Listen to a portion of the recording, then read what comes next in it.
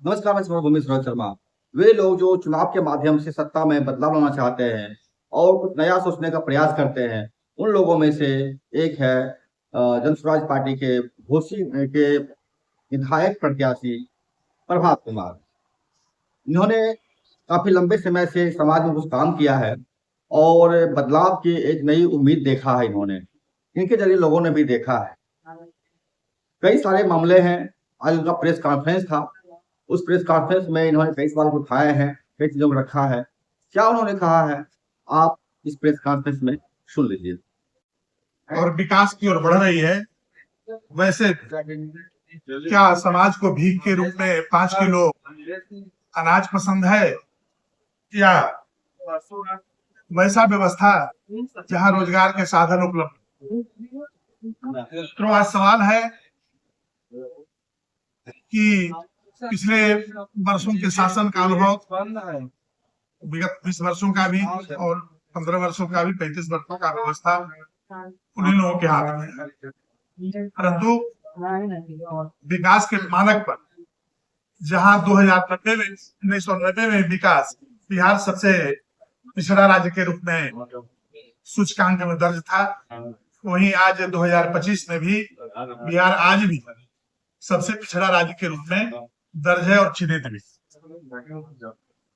आज घोसी के जनता के सामने सवाल है कि वंशानुगत राजनीति से पैदा हुआ व्यक्ति और अहंकारी युवा क्या आपके समाज का भला कर सकता है, या आपको वैसा व्यक्ति चाहिए जो सरल, उत्साही और शिक्षा के क्षेत्र में समर्पित जन स्वराज के प्रत्याशी के रूप में जो आज आपके सामने उनको आप चुनना चाहते हैं, या विगत 5 वर्षों से आपके यहाँ जो आपके जनप्रतिनिधि के रूप में आपके सामने मौजूद है, समूचे घोसी उस भ्रष्टाचार की व्यवस्था से त्राहिमाम कर चुका है।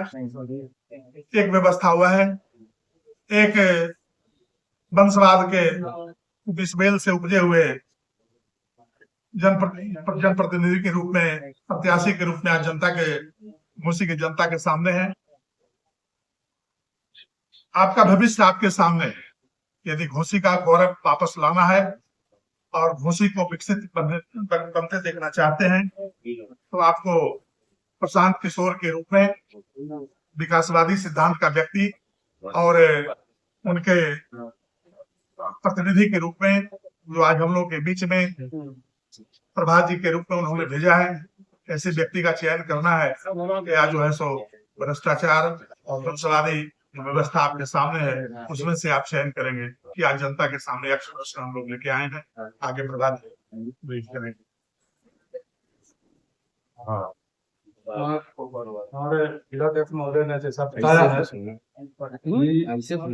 एक तरफ समाधि व्यवस्था है जिसका विरोध हमेशा हमारे माननीय मुख्यमंत्री करते रहे हैं कि हम वंशवाद को प्रश्रय नहीं देंगे।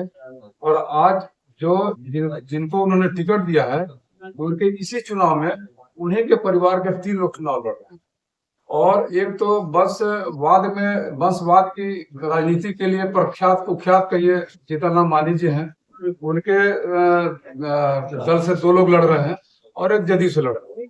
ये भी कई बार चुनाव लड़े हैं, जीते हैं, हारे हैं, सब तरह का काम करके देख चुके हैं। तो सबसे पहला सवाल है कि क्या वंशवाद को प्रश्रय दिया जाए, या नीतीश कुमार अब इस स्थिति में नहीं रह गए कि वंशवाद का विरोध कर सके, और वो अपने दल में वैसे लोगों को आगे लाना चाह रहे हैं जो वंशवादी हैं। दूसरी तरफ आप एक जो महागठबंधन का जो सबसे लीडिंग पार्टी है राष्ट्रीय जनता, वहाँ भी वंशवादी परंपरा चल रही है और सारे लोग पानी पी करके राजद के वंशवाद को गाली देते हैं, और यहाँ भी वही वंशवाद चल रहा है।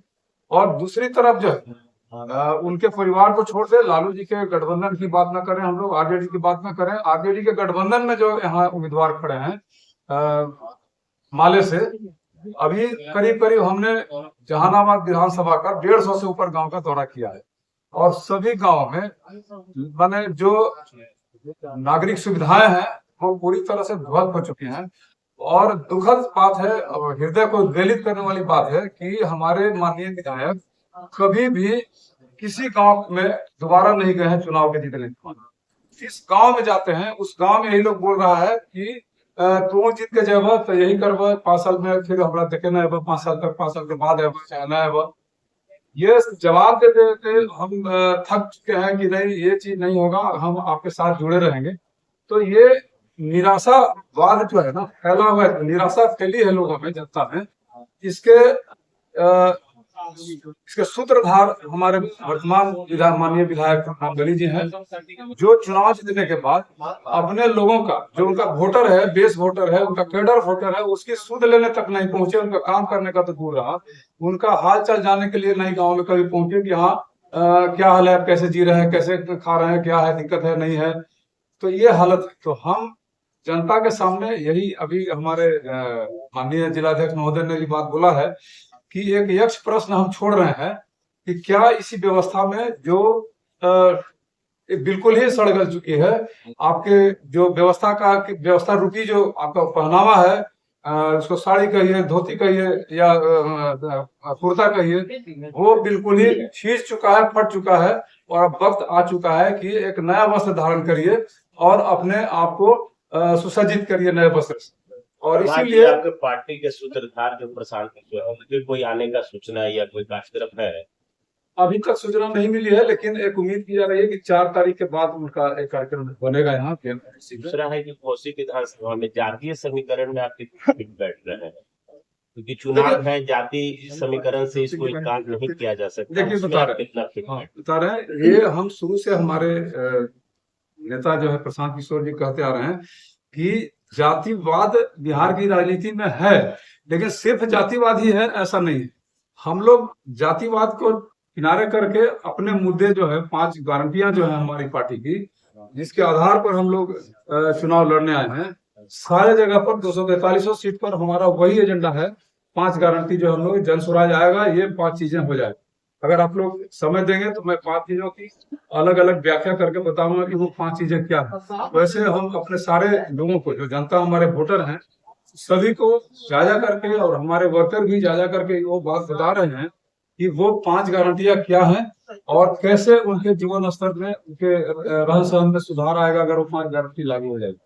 और ये 5 गारंटी वैसे लोगों के लिए है जिन्हें आप कहते हैं कि ये गरीबी रेखा से नीचे के लोग हैं या गरीब लोग हैं, उन्हीं के लिए, उन्हीं को फोकस करके उन्हीं के लिए वो कार्यक्रम बनाया गया है 5 गारंटी का। और इसीलिए अगर वो 5 गारंटियां जब हैं तो उन 5 गारंटियों में कहीं जातिवाद का कोई जगह नहीं है, वो सभी के लिए है, समावेशी है, हर आदमी को लाभ पहुंचाने वाला। 2 दिन पहले बड़ा चर्चित रहा आपके मुकामा में जो उस पर हुआ, बड़ा दुखद घटना हुआ, क्या है, ऐसे काहे नारेबाजी हो रही है हर जगह?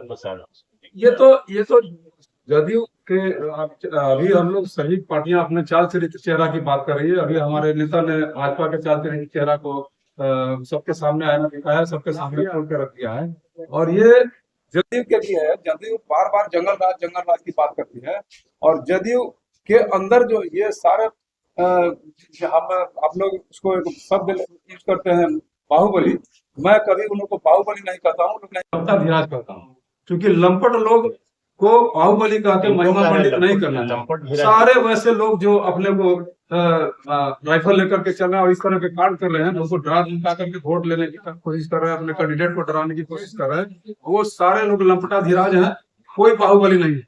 बाहुबली होता है जो गरीबों के लिए काम करता है, गरीबों के लिए अपने सारे संसाधन को लुटाता है, उसे बाहुबली करते हैं। ये लोग लंपट है, लंपट के सरदार। तो ऐसे लोगों को प्रश्रय दे रहे हैं नीतीश कुमार। और इनका जो, इनके खिलाफ जो भी लोग जा रहा है, उसको अभी कुछ दिन पहले ही तो इनके यहाँ 47 पकड़ाया, उनको जेल भेजा गया, सब कुछ हुआ, फिर केस खत्म भी हो गया। तो ये सरकार की हम कहेंगे कि यदि की एनडीए सरकार के लिए बहुत ही शर्म की बात है कि अभी तक अनंत सिंह की गिरफ्तारी नहीं हुई। चुनाव आयोग सोया हुआ है, क्या कर रहा है पता नहीं। उनकी गिरफ्तारी शीघ्र होनी चाहिए थी, जैसे FIR हुआ था। कि यहाँ तो हजारों लोग चश्मदीद हैं उस घटना। तो ऐसी स्थिति में हम सरकार का दोष देंगे। अनंत सिंह जैसे लोगों को पाल करके ये लोग अपनी सरकार चलाना चाहते हैं, लोगों पर क्या बोलते हैं, अपना रुतबा स्थापित करना चाहते हैं अनैतिक तरीके से। हम इसका विरोध करते हैं। और जिस तरह से हमारे दल के लोगों को डराया धमकाया गया है और उनको उनका नॉमिनेशन वापस कराया गया है, हम इसकी भी घोर निंदा करते हैं। और ये सरकार के लिए चैलेंज है, चुनाव आयोग के लिए चैलेंज है। इसको सबको देखना चाहिए। क्या आपको धमकी मिली है नमक वापस करने की? नहीं, हमको धमकी नहीं लगी और हम धमकी से डरने वाले भी है। ये आरजेडी जो है कि ये चुनाव आयोग से एक शिकायत की है कि 10,000 का जो चिपका दीदियों को डाला जा रहा है, कि कहीं ना कहीं प्रलोभन दिया जा रहा है वोट। बिल्कुल, इसका हम सहमत हैं। ये प्रलोभन ही दिया जा रहा है। आप 10,000 रुपए में कोई बता दे, कोई जो इकोनॉमिस्ट हो जो बता दे कि 10,000 रुपए में कोई महिला क्या रोजगार कर सकती है।